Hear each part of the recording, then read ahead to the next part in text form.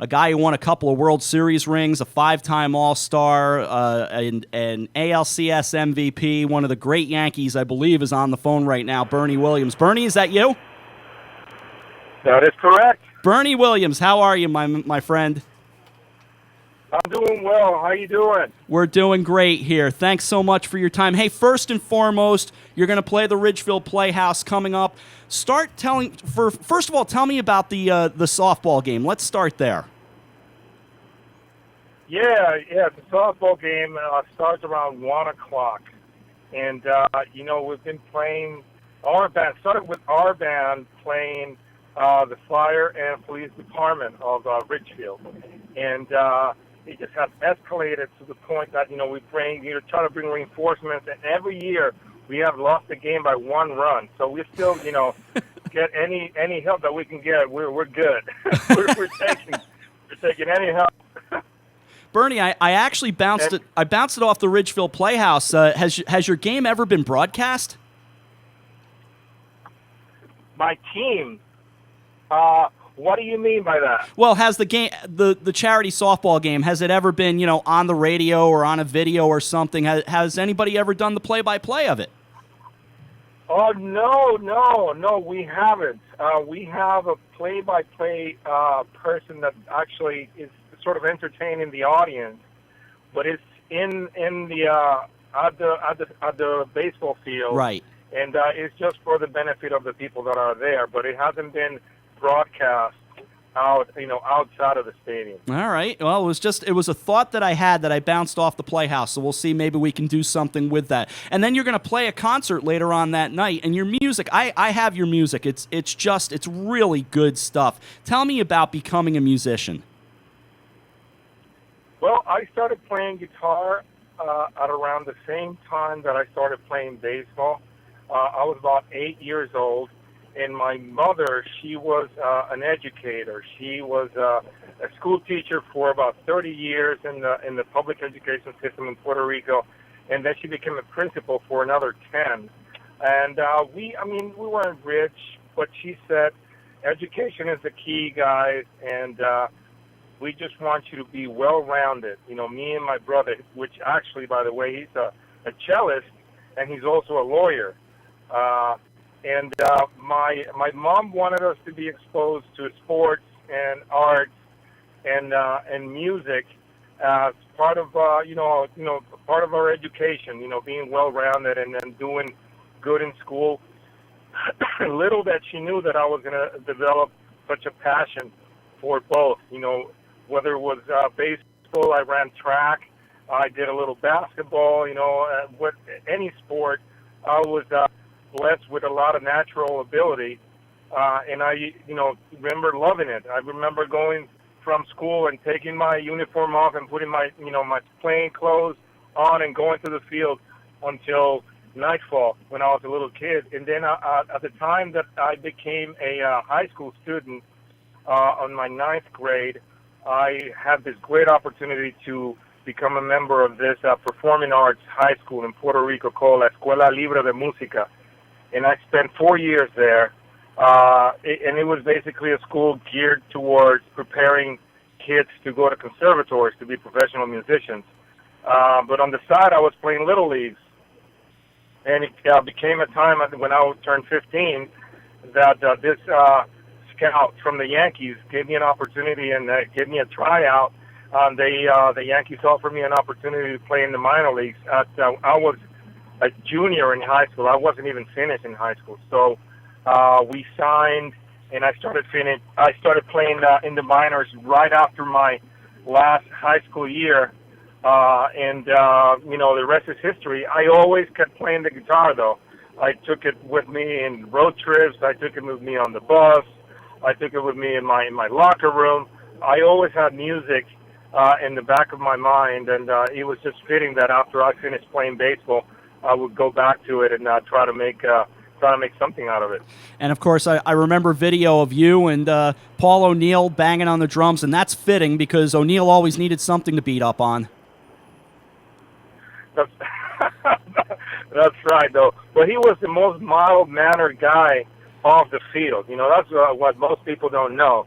That he was, so intense during the games that, when the games were over, he was just about his family and about just being just really mild-mannered. So I think he enjoyed being a drummer.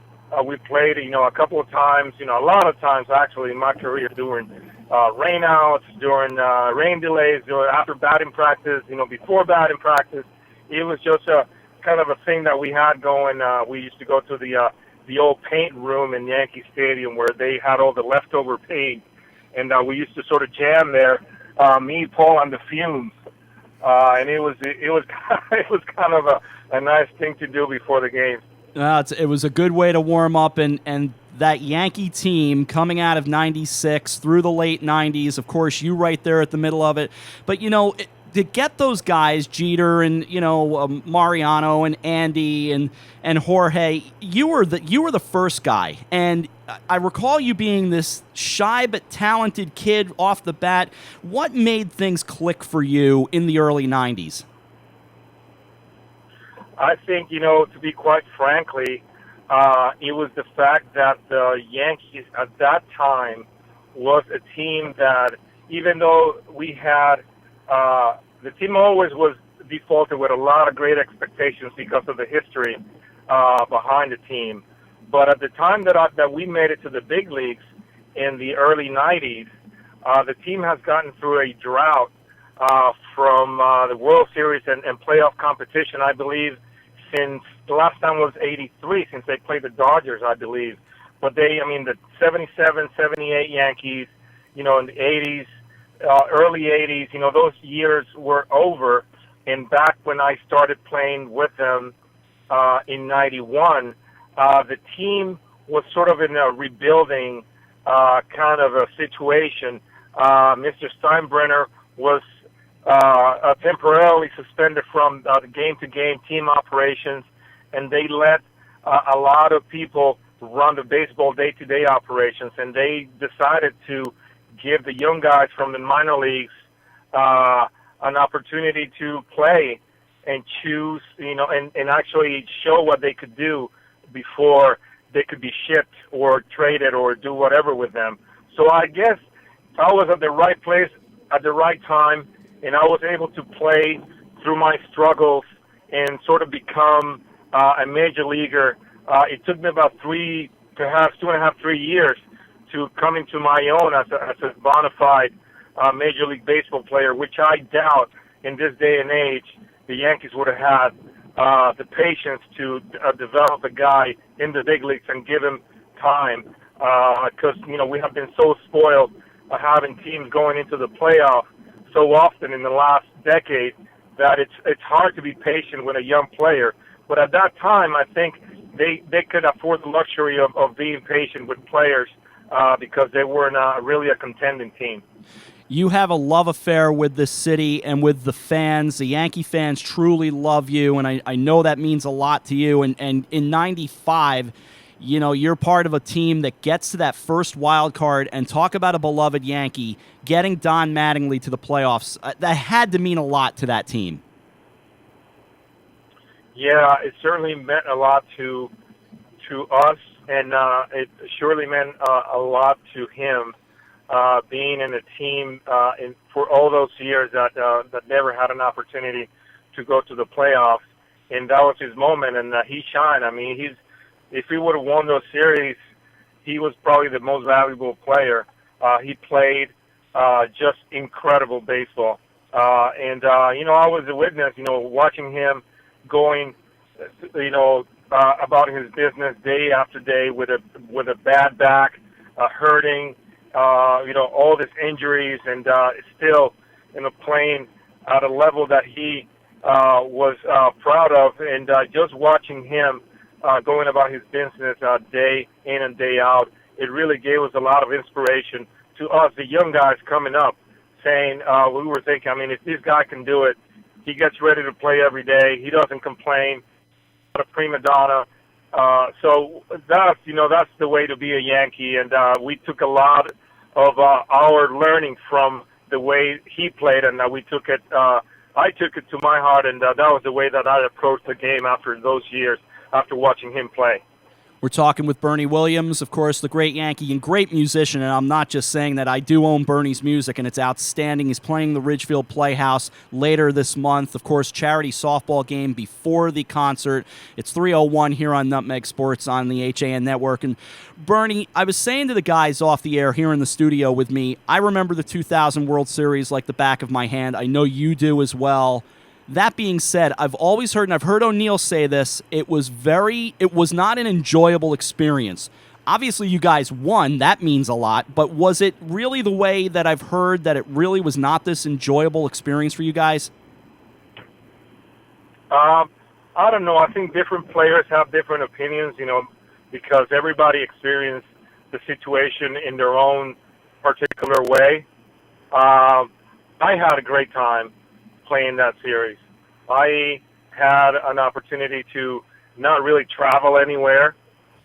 So we had both local teams playing, and it seems like the whole baseball world stopped to see two local teams battling it out, toe-to-toe. And the fact that we won it, obviously, gave us a lot of bragging rights. But it was still a very enjoyable series for me to watch. I had an opportunity to enjoy it with my family and all the people that were near me at the time. And I have a great recollection of us carrying Joe Torre off the field because we thought at that point that he was so instrumental to our success. And I remember him crying and just pointing out to his wife and blowing kisses at her. Later on, I'm doing a private autograph session, and I come out this picture of us carrying Joe Torre, and I asked for a copy, and Joe signed it for me, saying, to Bernie and the guys, you carried me through all these years. Thank you so much. So, it was just a magical time for anybody playing for the Yankees at that time, and I was just so proud to be part of that era for the team. I wouldn't be doing my job if I didn't ask you how are your teeth after the dentist yesterday? Man, don't ever get old. Don't ever get old. No, they're good. I mean, they're good. It was just a situation that I had to take care of, and hopefully, being at the dentist it's never fun when you have to get work done. So. I am glad that it's not as serious as I suspected it was, but that area of your body is so sensitive that any little thing kind of starts barking at you. It's very uncomfortable, but I got to do what I got to do, so nothing can stop me. That's right. So you got the show must go on, like they say. How closely do you keep an eye on the Yankees now? Actually. Not too bad, though. I try to see, how they're doing, the team in general. It seems like, when Robinson Cano and now Derek gone from the team as current players, my relationship with the current players as of now, that they're now, has become less and less. Because, let's face it, my last year playing was 2006. I still have a good relationship, however, with the front office and the clubhouse people because they have been there since the beginning of my career. Obviously, Joe Girardi, Mariano lives in the area. Some of the guys, Jorge, he's been gone for a while. But I do like to see how they're doing. I like to see all the skeptics, kind of like, saying, how bad they're going to be and how bad they have been over the years, the last recent seasons, and how they're going to come back. And the team is actually surprisingly doing really well, because this was supposed to be, sort of a reorganizing and trying to get, people to establish themselves in the different positions. And, they're still in first place. And they're battling, and they're doing a great job in my estimation. So you never know what can happen with these Yankees. You can never count them out. Bernie Williams and Friends charity softball game and performance. That'll be at the Ridgefield Playhouse. It's Sunday, August 30th. The Ridgefield Playhouse, a great place. And you've been a great guy for, Westchester and Fairfield County. You've made your home here. You come and play in Ridgefield. Seems like it's been a good area to you. Last question I have for you, because you've been so gracious. There are some guys that just step up at certain moments, and you were just an amazing clutch player. Game 196 against the Orioles, of course, the Jeter game. You hit the walk-off against Randy Myers, and some other moments. I remember big game against the Rangers in the 96 ALDS. Just how did you get that laser focus? What is there for the young athlete to say, this is how you do it in the big moment? I think a lot of it has to do with two main factors. Preparation. What you see on the field is basically the result of hours and hours and hours of practice, tirelessly working on my swing, working on my technique, working on my fundamentals, and that allowed me to, say, I've been doing this, I know I got this, which brings me to the second part, which was trusting that preparation. I think some people have a little bit of a disconnect. They're great practice players, but then when it comes to the game, they seem to forget that they have spent so many hours doing the work, the muscle repetition, and then trying to get to a point, to a level that they can trust themselves. So I try, for the most part, to trust my preparation, and obviously it is kind of contagious, and it has this sort of snowball effect. And it doesn't matter how good you are, you're going to come into places during the course of the season that you're going to go through those peaks and valleys.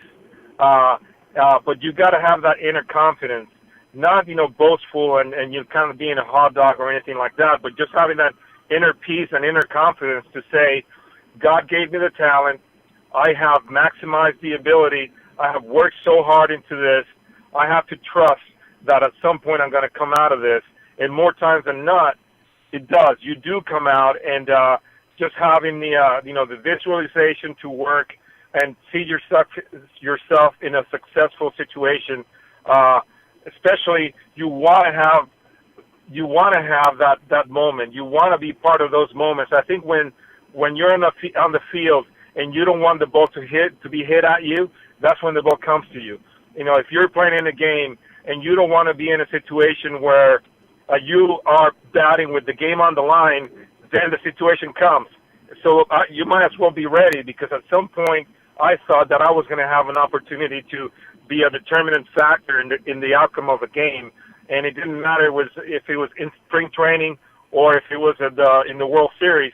My preparation allowed me to prepare and to have the inner confidence to trust that I was going to be successful, and more times than not, I was.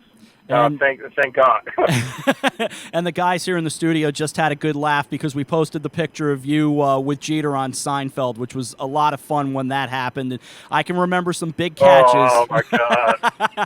Oh my God! That was funny. It was worth the trip. It was worth the trip having George Costanza teaching us how to hit. I can remember some big catches. I was in the building when you made the catch in center field in the 9th inning of Jim Abbott's no-hitter, so I saw some good ones over the years, Bernie, and I know for all Yankee fans, we all love you, and we're grateful, and I'm grateful for this time that you've spent with us, and we're looking forward to seeing you at the Playhouse. Thank you so much for having me, and God bless, and best of luck, and guys, come down. It's going to be a good time. We will indeed. Bernie Williams, thanks so much. Thank you so much. All right. The great Bernie Williams with us here on Nutmeg Sports.